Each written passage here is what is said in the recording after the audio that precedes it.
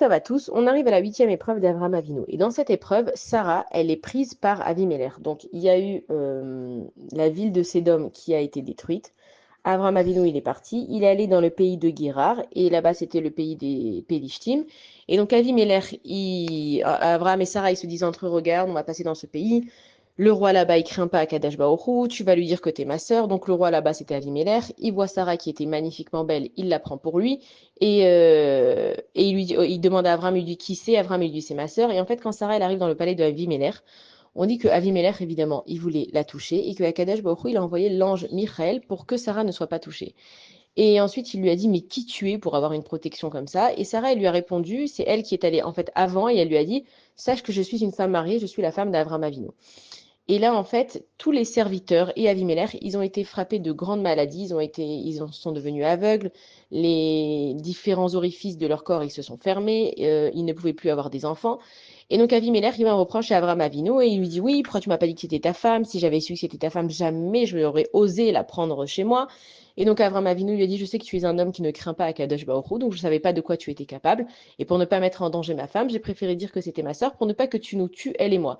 Et Avimelech qui sort son grand discours, mais jamais de la vie, si tu m'avais dit qu'elle était mariée, etc.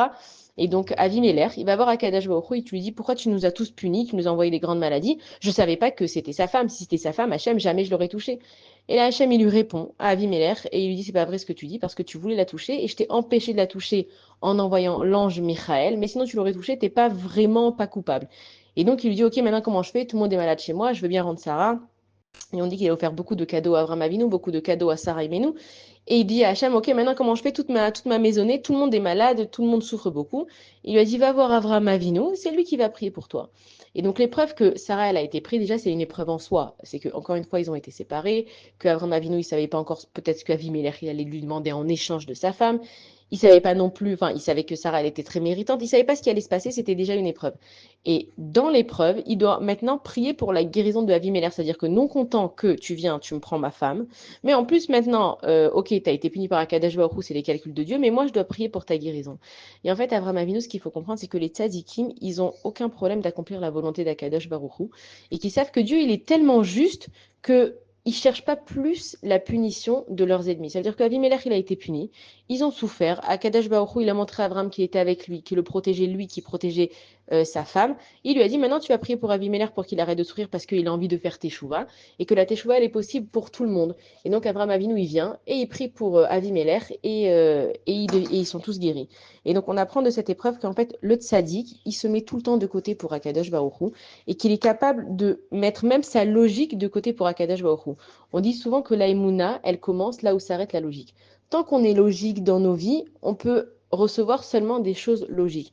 Dès qu'on fait confiance à Akadosh Baruch Hu, qu'on met notre émouna dans Akadosh Baruch Hu, et que même les choses qui nous paraissent illogiques, on est capable de les faire et qu'on est capable de surmonter ces épreuves, à ce moment-là, on voit la force d'Akadosh Baruch Hu dans le monde. Et nous aussi, malheureusement, on a des frères et des sœurs qui sont encore prisonniers, qui sont encore captifs.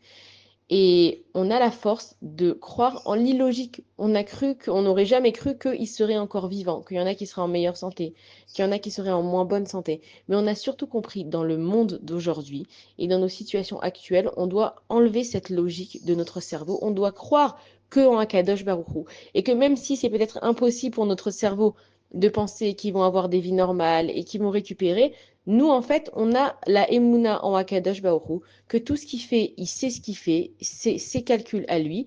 Et nous, on croit seulement à Akadosh Baruch Hu, que Bezrat Hashem, les choses, elles vont bien se passer. Bonne journée à tous.